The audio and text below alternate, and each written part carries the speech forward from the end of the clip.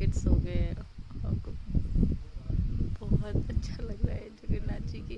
आज है 1 जुलाई और हम लोग की टिकट 31 जुलाई की हो गई है, गोविंदपुरी से जगन्नाथपुरी। तो देखते हैं भगवान हमें कैसे दर्शन हो जाए। प्रभु जो माफ़ क्षमा करना। जय जय श्री राधे राधे, जय जगन्नाथ, जय जगन्नाथ। राधा वल्लभ श्री हरिवंश, राधा वल्लभ श्री हरिवंश, राधा वल्लभ श्री हरिवंश।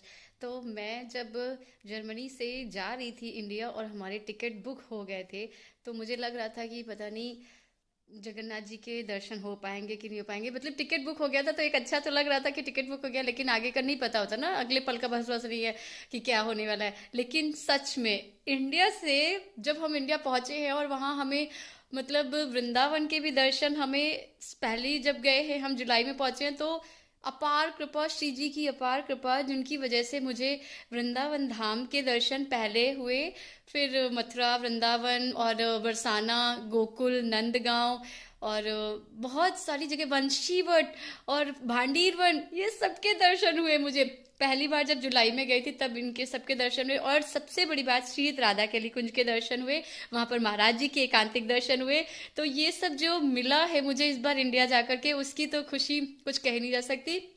और फिर उसके बाद जब हम वहाँ से दिल्ली से वृंदावन से ये सब दर्शन करने के बाद कानपुर पहुंचे हैं, तो हमारी टिकट हो चुकी थी 31 जुलाई की, जो जगन्नाथपुरी की, वो हमने पहले जहाँ पर जर्मनी में थे तभी बुक कर ली थी।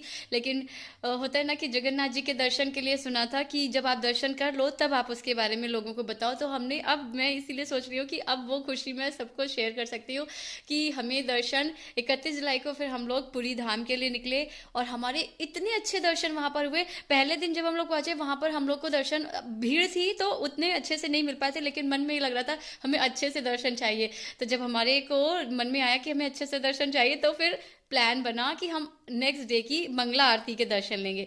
तो जब मंगला आरती के दर्शन लिए हैं, तो फिर जब मंगला आरती के दर्शन लिए हैं, तब गर्भगृह में जा करके श्री जगन्नाथ जी के पूरे विग्रह के दर्शन अच्छे से हुए हैं। और आगे से तब एक मंत्र हुआ, फिर वहां से हम लोग ने कोणार्क टेम्पल और पुरी बीच, ये सब कुछ फिर हम लोग ने वहां से दर्शन किया। और हाँ, पहली बार जब मैं जुलाई में गई थी तब मैंने गोवर्धन परिक्रमा भी महाराज जी की, मतलब श्री जी की कृपा से, गुरुदेव की कृपा से गोवर्धन परिक्रमा भी हो गई थी, जो कि मैंने लाइफ में कभी नहीं करी थी और ना देखा था कुछ भी।